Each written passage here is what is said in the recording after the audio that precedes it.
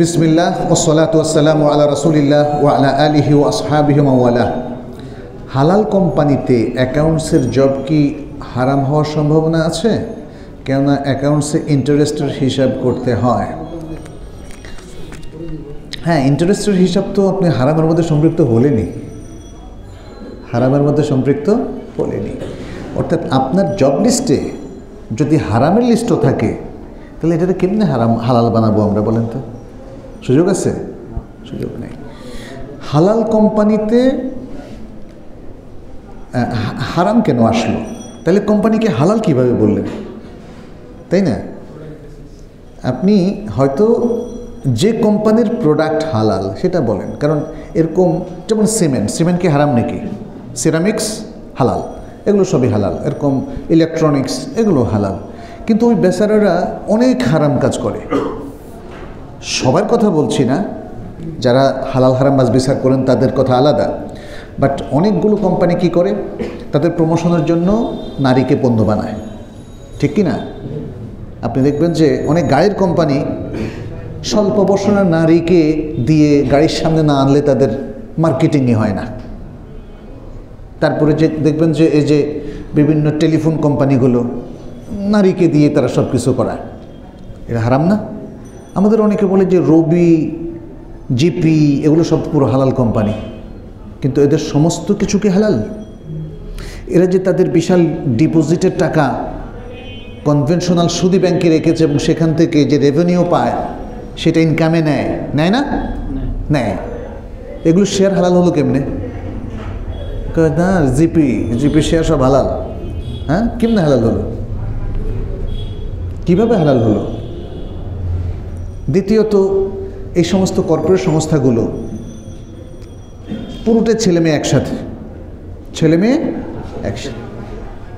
খুবই গ্ল্যামারাস মেয়েদেরকে তারা নিয়ে আসে তাদের অফিসার, তাদের এক্সিকিউটিভ হিসাবে, এবং তারা যে জমকালো বিভিন্ন অনুষ্ঠান করে সেখানে সাংস্কৃতিক সব মানে শরিয়ার বিপরীত সব প্রোগ্রাম, ঠিক না? গান বাজনা বাদ্য এগুলো দিয়ে তারা তাদের কোম্পানিকে প্রমোট করে, আর আপনি সে কোম্পানির মালিক। এখন হালাল বলাটা খুব কঠিন আসলে। আমি আজ পর্যন্ত কোনো কোম্পানির শেয়ার কিনি নেই, বুঝতে পেরেছেন?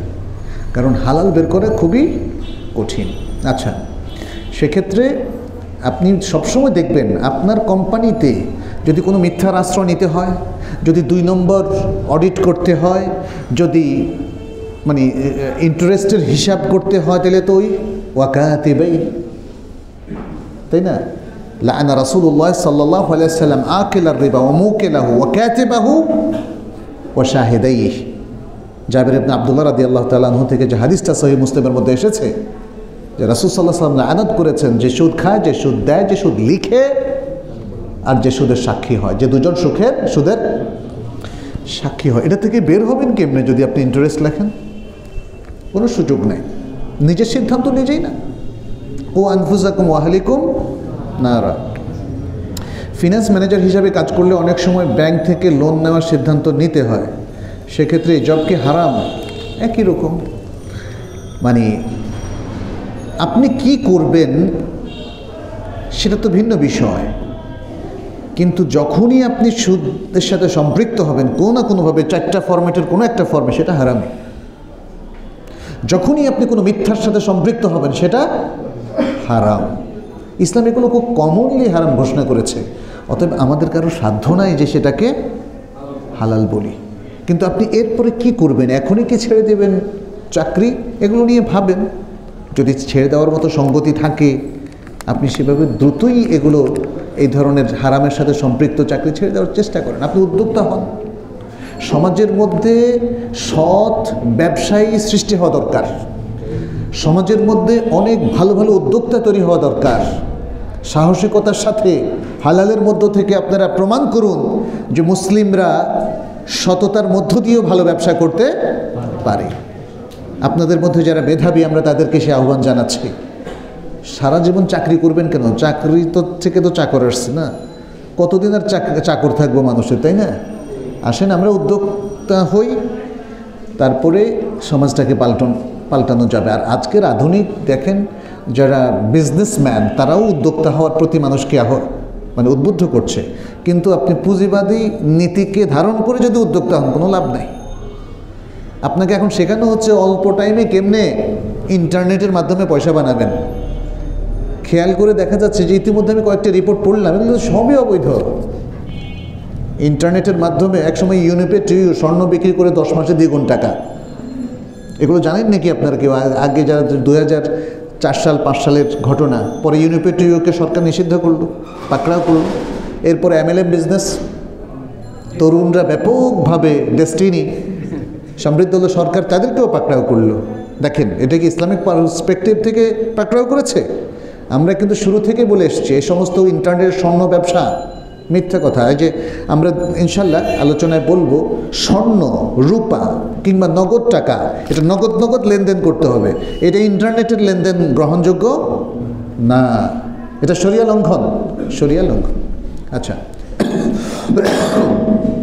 জেনারেল শিক্ষিত কোনো ছাত্র যদি একজন দাঁড়ি হতে চায়, তবে সে কীভাবে তার পড়ালেখা শুরু করবে, কোন কোন কিতাব দিয়ে লেখাপড়া শুরু করবে, আপনার মূল্যবান নাসিহা দেবেন।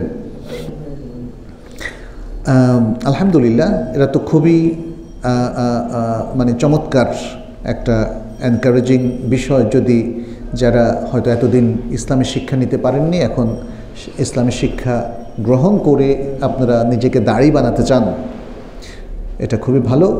এর জন্য আপনি ইনফর্মাল পড়াশোনা শুরু করেন। ফর্মাল কিছু পড়াশোনাও যদি করা যায় খুবই ভালো হয়। ফর্মাল পড়াশোনাটা হতে পারে জেনারেলদের জন্য এখন অনেকেই 1 বছর 2 বছর বা 3 বছরের কিছু বেসিক কিছু কোর্স তারা তৈরি করছেন, যে কোর্সগুলো মানে শেষ করলে আপনি মোটামুটি ইসলামের বেসিক নলেজগুলো পাবেন কিংবা অ্যাডভান্সড নলেজগুলো পাবেন। আপনি কোরআনটা পড়ে বুঝতে পারবেন, আপনার বেসিক অ্যারাবিকটা আপনার জানা হবে, আপনি সরাসরি কোরআন বা হাদিস পড়ে কম্পেয়ার করতে পারছেন বা অর্থটা বুঝতে পারছেন, ফলে কোনো অর্থ যদি ভুল লেখা থাকে সেটাও ধরতে পারছেন। তাইলে নিজেকে ওই ধরনের কোর্স নেওয়ার জন্য প্রস্তুত করতে পারেন। এগুলো কিছু কিছু এখন অনলাইন আছে, যেমন জাদ একাডেমির নাম হয়তো আপনারা শুনেছেন। যারা একটু আরবি জানেন তারা জাদ একাডেমির কোর্সগুলো করতে পারেন। তবে আমাদের দেশের জেনারেল শিক্ষিতরা তো আরবি জানবে না, তাদের জন্য আমরা তাইবা একাডেমি থেকে diploma in Islamic studies, diploma in Arabic বা কোরআন শিক্ষার বেশ কিছু কোর্স আমরা ডিজাইন করেছি। ইতিমধ্যে বেশ কিছু কোর্স আপনারা হয়তো পেয়েছেন। এর মধ্যে বেশ কিছু কোর্স আছে ফ্রি এবং বেশি কিছু কোর্স আছে অল্প পয়সা দিয়ে আপনারা পড়ে নিতে পারেন, মাসিক হয়তো 500 টাকা করে গড়ে, হ্যাঁ, এভাবে ইনশাআল্লাহ। গার্লস স্কুলের সামনে কসমেটিক্সের দোকান দেওয়া যাবে কি, যদি সে হারাম পণ্যগুলো বিক্রি না করে? আচ্ছা, গার্লসের দিকে তাকানো যাবে না তো? আচ্ছা, হ্যাঁ, কসমেটিক দোকান দিতে অসুবিধা নেই যদি আপনি শরিয়াতের নীতিমালা মেনে চলেন, অসুবিধা নেই। মনে রাখবেন, মেইন কথা হচ্ছে শরিয়াতের নীতিমালা। কসমেটিকের দোকানে তো মেয়েরাই যায়, কিন্তু মনে রাখতে হবে মেয়েদের প্রাইভেসি যাতে নষ্ট না হয় এবং আপনি নিজে যেন ফিতনার মধ্যে না পড়ে যান। মেয়েদের সৌন্দর্য যখনই আপনার ভালো লাগবে তাদের দিকে তাকাতে, তখনই আপনাকে বুঝতে হবে যে আপনি খুবই ঝুঁকির মধ্যে আছেন। হ্যাঁ, অনলাইনে পণ্য কিনে অধিকাংশ মানুষ প্রতারণার শিকার হচ্ছি। অনলাইনে পণ্য দেখা একটা, ডেলিভারির সময় অন্যটা, এটা আমাদের দেশে করে। আমাদের দেশে এমনিও যে ঠকায় আল্লাহরই। হ্যাঁ, গুলিস্তানেতে কোনো জিনিস এখন তো কিনতে পারি না। আমি ছোটো সময় কিনতে পারতাম, যখন দাখিলে পড়তাম তখন আমার মনে আছে অনেক মূলাতে পারতাম। এখন সবাইকে বিশ্বাস করি আসলে, যদিও জানি সমাজে সবাই মানে অনেকেই মিথ্যা কথা বলে, কিন্তু তারপরেও দেখা যাচ্ছে যে এত বেশি দাম বলে আমরা হয়তো বলি যে আর কত রুপা বলছে, 100 টাকা হয়তো বেশি বলছে। এই বিদেশে অনেক দিন থাকার কারণে, বিশেষ করে মদিনা থাকার কারণে আমাদের এটা হয়ে গেছে। ফলে আমার কাছে এখন সবচেয়ে বেটার মনে হয় ফিক্সড রেটের দোকানগুলোতে যাওয়া, যদিও সেখানেও লাভ করে, বাট তাদের তো চলতে হবে এবং তাদের ক্লায়েন্টরা সব বাঙালি, তাই না? ফলে নিশ্চয়ই তারা একটা মানে রিজনেবল মার্জিন রেখে তারপরে ফিক্সড রেটটা করে। কিন্তু যেগুলো নন ফিক্সড সেগুলো তো অনেক টাকা চায়। তো ধোঁকাবাজি শুধু অনলাইনে না, অফলাইনে বা সরাসরিও আছে। তাদের উদ্দেশ্যে নাসিহা কিন্তু হয়েই গেছে, আমার আলোচনার মধ্যে করেছি না, আলোচনার মধ্যে করেছি। হ্যাঁ, অনেক আলোচনা এসেছে যে আসলে প্রথমত প্রতারণা ব্যাপারে রাসূল সাল্লাল্লাহু আলাইহি ওয়াসাল্লাম বলছেন, এটা বুখারীর হাদিস, মান গাশশানা ফালাইসা মিন্না, যে আমাদেরকে প্রতারণা করে সে আমাদের অন্তর্ভুক্ত না। রাসূল সাল্লাল্লাহু আলাইহি ওয়াসাল্লাম একবার ওই খেজুরের মধ্যে হাত ঢুকিয়ে দেখলেন যে উপরে সুন্দর সুন্দর খেজুর, নিচের পচা খেজুর। বলছে এটা কী করলে তুমি? হ্যাঁ, এটা তো শরীয়ত অ্যালাউ করে না। তখন তিনি তার সেই বিখ্যাত উক্তিটা করেছেন, যেটা একটা কায়দা, যেটা অর্থনৈতিক কর্মকাণ্ডের একটা নীতিমালায় পরিণত হয়েছে, মান গাশশানা ফালাইসা মিন্না, যারা প্রতারণা করে তারা আমাদের এই উম্মতের অন্তর্ভুক্ত না। এটা উম্মতের লোকেরা করতে পারে না। আর আরও যে কথাগুলো আমরা বলেছি, আমরা আশা করি যে অনলাইনে আপনারা সেগুলো যারা ব্যবসা করছেন তারা আসলে সততা রক্ষা করবেন, যেটা দেওয়ার কথা বলছেন সেটাই দেবেন অনলাইনে। আর আরেকটা বলছি, যারা ক্রেতা তারাও কিন্তু অনলাইনে যার তার কাছ থেকে কিনবেন না। অনলাইনে সবসময়ই এই যেমন ধরুন একটা পচা জিনিসেরও চেহারা সুন্দর দেখা যায়, তাই না? অনলাইনে সবাই সুন্দর করে আসে, পণ্যটাও খুব সুন্দর, বাড়িটাও দেখায় সুন্দর। এই জন্য জিনিসগুলো ব্র্যান্ড না জেনে আপনারা কিনবেন না। এটা আমাদের কাছে আমরাও দেখেছি, অনলাইনে দেখা যায় দাম যা রাখে মনে হয় যেন কম রাখছে, ওরা বলে যে কম রাখছে, কিন্তু দেখা যায় 2 নম্বর মাল দিয়ে তারা অনেক লাভ করে। এটা আসলে জায়েজ না, এটা হারাম, এটা হারাম। পণ্য বিক্রির ক্ষেত্রে মধ্যস্থতাকারীকে কমিশন দেওয়া যাবে কি না? হ্যাঁ, দেওয়া যাবে। মধ্যস্থতাকারী যদি কোনো সার্ভিস দেয়, আর যদি সার্ভিস না দেয় তাহলে দেওয়া যাবে না। যেমন MLM বিজনেসের মধ্যে কোনো সার্ভিস নেই, মাঝখানের এই ডান হাত আর বাম হাত একবার ঢুকতে পারলেই হলো, তারপরে খালি টাকা টাকা, এর থেকে কমিশন কমিশন কমিশন।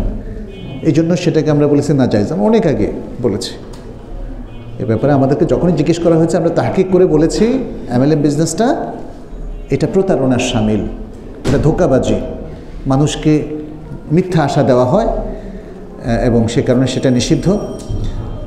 যদি মধ্যস্থতাকারীর কিছু সার্ভিস থাকে তাহলে সে তার সার্ভিস চার্জ হিসাবে কমিশন নিতে পারে। যেমন আমি বললাম আমার এই ফ্ল্যাটটা আপনি বিক্রি করে দেন, তাহলে তার সাথে কথা বললাম যে আপনাকে আমি 1% অথবা 2% যা বিক্রি করবেন তার 2% দিয়ে দেব। তখন সে ক্লায়েন্ট দেখবে, ক্লায়েন্টদেরকে দেখাবে, সে ক্লায়েন্টকে কনভিন্স করবে এবং বলবে যে এটা এই ভালো, এইখানে এত সুন্দর আছে ইত্যাদি। কিন্তু মিথ্যাভাবে ইয়ে করা যাবে না। আপনি তাকে মিথ্যা তথ্য দিয়ে যদি বিক্রি করেন তাহলে আপনি তো ধোঁকাবাজি করলেন। মানে এই যে মধ্যস্থতাকারীর কথা বলেছেন, কমিশন নেওয়ার জন্য ধোঁকাবাজি করা যাবে না। আপনি একটা ভেজাল্লা জমি, আমি বললাম যে ভাই জমি তো ভেজাল, ভাই চিন্তা করেন আমি বিক্রি করে দেবো, কত টাকা দেবেন? যান আপনাকে 5% দেবো। তো ভেজাল্লা জমি যে আরেকজনের ঠকাইলেন, এটা জায়েজ হলো?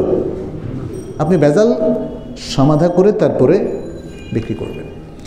যেই সব ইউটিউব চ্যানেল দিনের আলোচনার মধ্যে অশ্লীল বিজ্ঞাপন দিয়ে টাকা আয় করে এবং যেই সব আলেমের বক্তব্যের মধ্যে অশ্লীল বিজ্ঞাপন দেওয়া হয়, বিষয়টি তারা জানার পরেও যদি নিষেধ না করে, তারা কি পাপের অন্তর্ভুক্ত হবে? প্রথম হচ্ছে দিনের আলোচনা হোক আর রাতের আলোচনাই হোক, উভয়টার মধ্যেই অশ্লীল চিত্রর অ্যাডভার্টাইজ হারাম। দিন দুনিয়ার উভয় যে কোনো আলোচনার মধ্যেই অশ্লীল চিত্রের অ্যাডভার্টাইজ দেওয়া হারাম। এ থেকে যে ইনকাম হবে সেটা আরও হারাম, মানে আরও বেশি হারাম। কেন বলছি? অশ্লীল চিত্র তো হারাম, এই অশ্লীল চিত্রকে পুঁজি করে যারা ব্যবসা করে, সেখান থেকে যারা ইনকাম নেয়, এটা ডাবল হারাম, ডাবল পাপ হবে এখানে। কি শিখলাম আমরা? মানে এটা মানে দিনও বেচলাম, তারপরে আবার অশ্লীল জিনিস থেকে ইনকাম করলাম, মানে কীরকম? এটা তো দিনদারি বেচা হলো না? বেচা হলো। আচ্ছা, এখন আলেমদের যে বিষয়টা আপনি বলেছেন, আমাদের অনেক শায়েখদের আমি জানি তারা জানেও না আসলে। কারণ এই যে আজকে আপনারা অনেকেই নিচ্ছেন, তাই না? আপনারা কি অ্যাডসেন্স ব্যবহার করছেন আমরা জানি না। কমনলি আমরা বলে রেখেছি, আমি যেমন আমার বহু বক্তব্যে বলেছি অ্যাডসেন্স ইউজ করা যাবে না। এখন শুনতে পাচ্ছি ইউটিউব নাকি মানে বাধ্যতামূলক করছে। খুবই আফসোস যে মুসলিমরা আমরা কত লাফাই, তাই না? কিন্তু আমরা ইহুদিদের টেকনোলজি ব্যবহার করি। এই সমস্ত টেকনোলজি সব অরিজিনাল জায়গা কোথায় জানেন? পৃথিবীর সবচেয়ে সেরা টেকনোলজির অরিজিনাল জায়গাটা কোথায়? তাহলে জানেন তো আপনারা, দেখি আমরা কেন করি না? কারণ আমরা উদ্যোক্তা হচ্ছে, আমরা চাকরগিরি পছন্দ করি, চাকুরি পছন্দ করি, উদ্যোক্তার অভাব আমাদের। ইউটিউব চ্যানেল আমরা খুব খুশি, ফেসবুক আমরা সব খুশি, social network, Instagram, Twitter, Trump বেটা টুইট করে, আমরা বলি চলো আমরাও টুইট করি। আরে বাবা, নিজেদের কিছু করা যায় না? হ্যাঁ, নিজেদের কিছু করা যায় না কেন? এত পরজীবী কেন মুসলিমরা? চায়না, জাপান যে জিনিসগুলো তৈরি করতেছে, আমরা মনে করতেছি ওরা আমাদের জন্য তৈরি করতেছে। আমি দেখলাম যে বেশ কিছু দিনদার বলে যে দেখেন, আল্লাহ সুবহানাহু ওয়া তাআলা তিনি কাফেরদের দ্বারা আমাদের সার্ভিস দেওয়াচ্ছেন।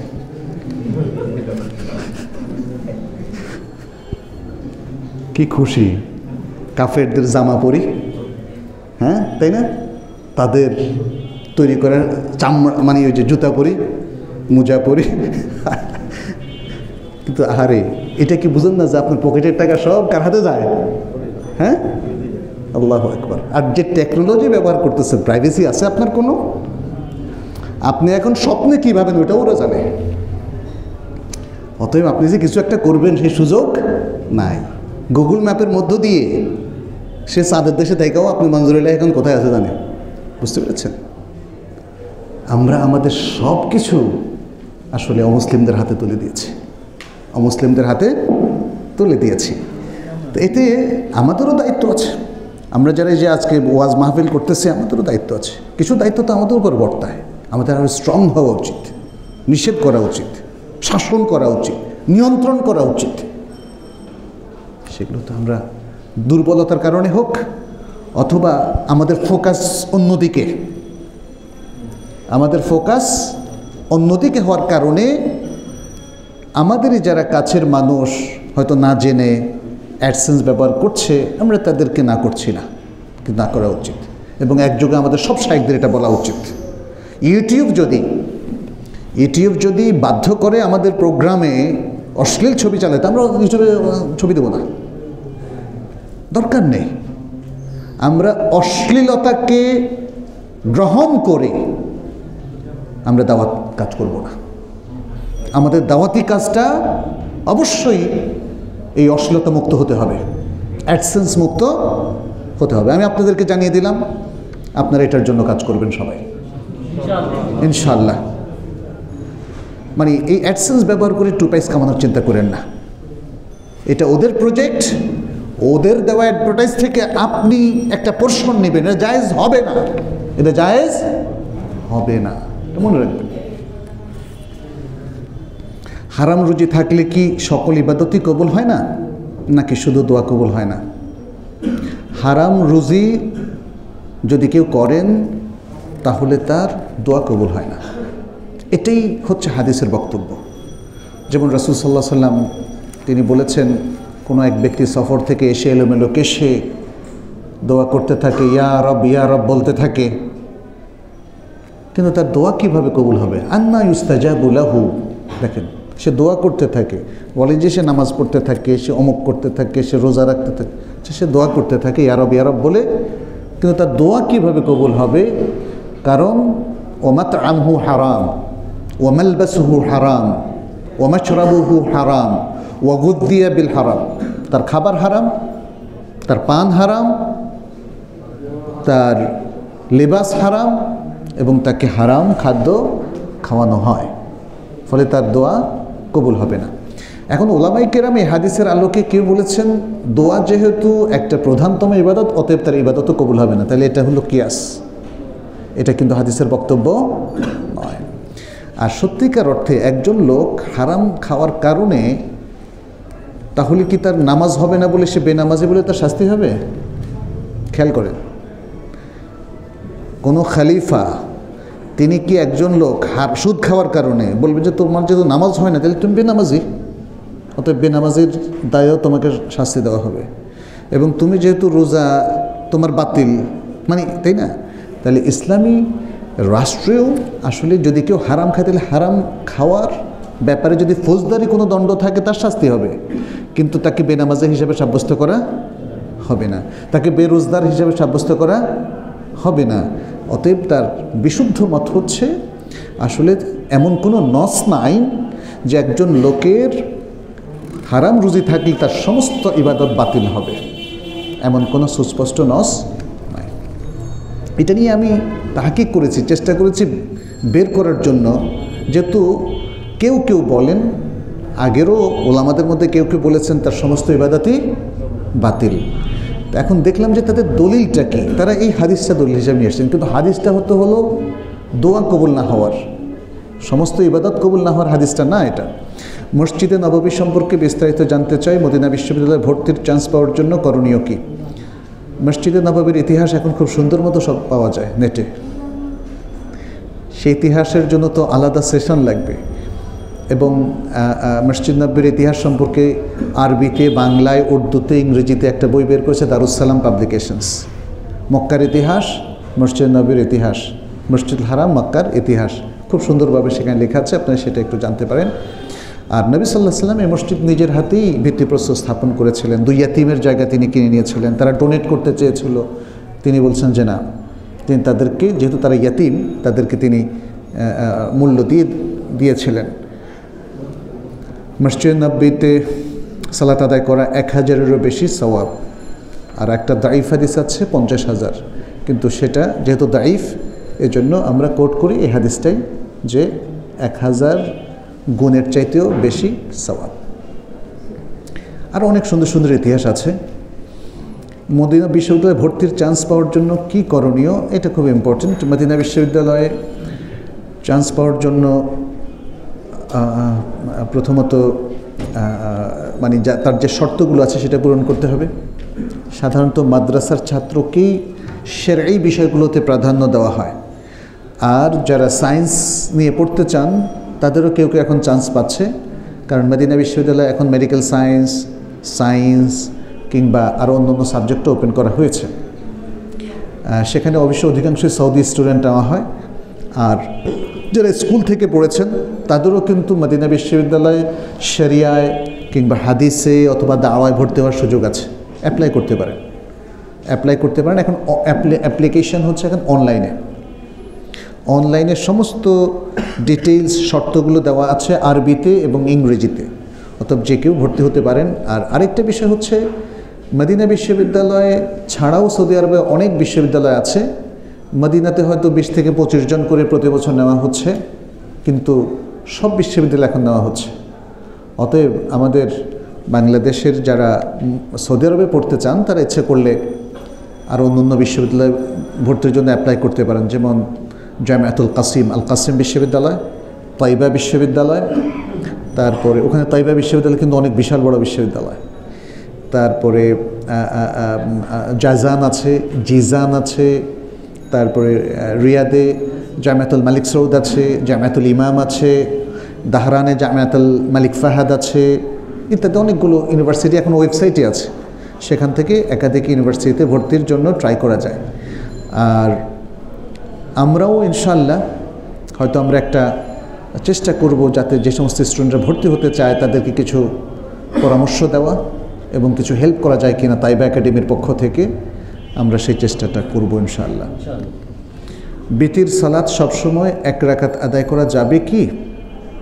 বিতির সালাতে রাসূল সাল্লাল্লাহু আলাইহি ওয়াসাল্লামের যেটা আমল, আমরা দেখি যে তিনি 2 রাকাত করে শেষে 1 রাকাত পড়েছেন, অথবা 3 রাকাতও একসাথে পড়েছেন, 5 রাকাতও একসাথে পড়েছেন, 7 রাকাতও একসাথে পড়েছেন, 9 রাকাতও একসাথে পড়েছেন। 9 রাকাত একসাথে পড়লে প্রথমে 2 রাকাত পড়ে তারপর 9 রাকাত, টোটাল হলো 11 রাকাত। অথবা 2 রাকাত করে 4 রাকাত পড়ে তারপরে 7 রাকাত, টোটাল 11 রাকাত।